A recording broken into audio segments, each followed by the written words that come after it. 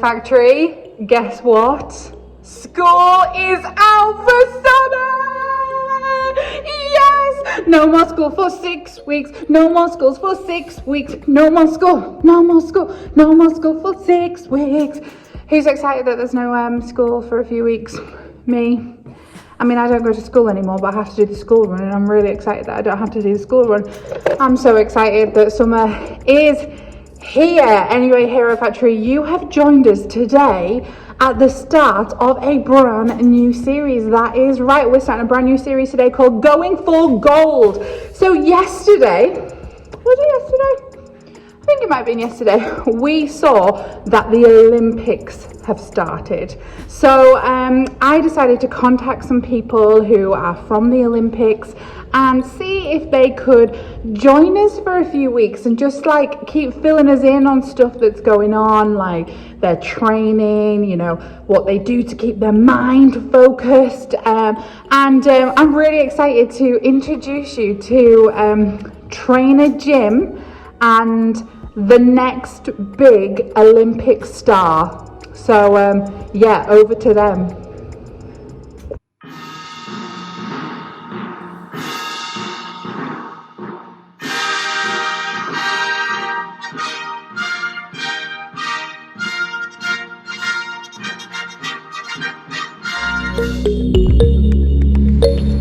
Alright, Asha, you've got to win this. We're going to the Olympics, you understand? You gotta work hard, you gotta train hard, you gotta perform hard. You can't eat chocolate bars on your breaks like me. Make you unhealthy. Yeah. Like me. So you don't want to look like me now, do you? Nah. So, are you ready? We're gonna go to the Olympics. We're gonna win. Understand? Good. Alright, Asha. Training begins. You're gonna have to give me 100 of these, alright? Pure hard work, pure focusing, and you're gonna have to wake me up when you're done. Okay, wake you up? Yeah. Are you gonna be training with me? Me? Yeah. Nah. What's that? Go ahead. Wake me when you've done 100. Go on, go faster. I know you're tired from doing 100 on them, but you gotta be faster. Faster! Look harder. Are you working hard? I am. What do you want for tea tonight? You wanna go Mackey's? Yeah, sure. I go to Mackey's every night. Get about 5 Big Macs per day. Not very healthy for you though, kids. Don't be eating as much McDonald's as that. I'm out of McDonald's. No.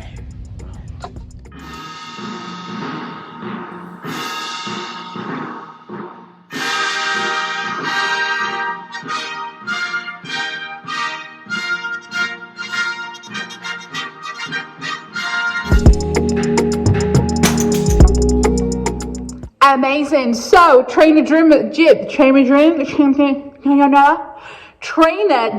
got his hands full with that Asher, hasn't he? So Asher is heading off to the Olympics. He's doing all of his training at the moment.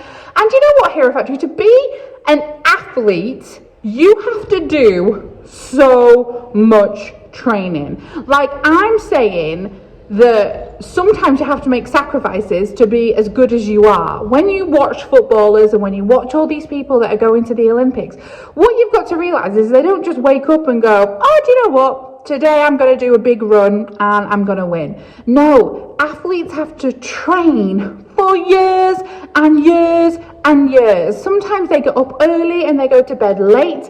They have to watch what they eat because they have to make sure that they are healthy. So they have to make sure they eat all the healthy foods that makes them big and strong. They have to make sacrifices. Sometimes they probably can't spend time with their family and their friends so that they can be training to be in the Olympics. You know, athletes have to do whatever they can to be the best that they can be. Now, I don't think I could do that because it sounds like a lot of hard work, doesn't it? Yeah. Anyway, in the Bible, there is a guy called Daniel. Everyone say Daniel. That's right. And you see, the thing with Daniel is that he finds himself in a situation where he was taken away from his family and he goes to join the Babylonian army. Now, when you join the army, you have to train hard as well, so you get big and strong. Anyway, the king at the time basically asks them to do something a little bit silly. Anyway, instead of me telling you the story, let's just watch this. King Nebuchadnezzar had just taken over Jerusalem and took the people back to the land of Babylonia. The king ordered his chief of staff to bring to the palace some of the young men who had been brought to Babylon as captives. "Select only strong, healthy, and good-looking young men," he said. "Make sure they are well-versed in every area of learning and are gifted with knowledge and good judgment." The king then assigned them a daily ration of food and wine from his own kitchens. They were trained there for 3 years. Daniel, Hananiah, Mishael, and Azariah were 4 of the young men chosen, all from the tribe of Judah. The chief of staff renamed them with these Babylonian names. Daniel was called Belshazzar, Hananiah was called Shadrach, Mishael was called Meshach, and Azariah was called Abednego. But Daniel was determined to obey God and not eat the food and wine given to them by the king. He asked the chief of staff for permission not to eat these unacceptable foods. Now God had given the chief of staff respect for Daniel, but he responded, "I am afraid of the Lord my king, who has ordered you to eat this food and wine. If you become pale and thin compared to the other youths your age, I am afraid the king is going to have me beheaded." Daniel spoke with the attendant and said, "Please, test us for 10 days on a diet of vegetables and water. At the end of 10 days, see how we look compared to the other young men who are eating the king's food. Then make your decision in light of what you see." So he agreed and tested them for 10 days. At the end of this test, Daniel and his 3 friends looked healthier and better nourished than all the other young men who had been eating the food assigned by the king. God gave these 4 men an unusual talent for understanding every part of literature and wisdom. And God gave Daniel the special ability to interpret the meanings of visions and dreams. When the training period was completed, the chief of staff brought all the young men to King Nebuchadnezzar. The king talked with them, and no one impressed him as much as Daniel and his 3 friends. So when they entered the royal service, whenever the king needed consulted in any matter requiring wisdom and balanced judgment, he found them 10 times more capable than anyone else in the entire kingdom.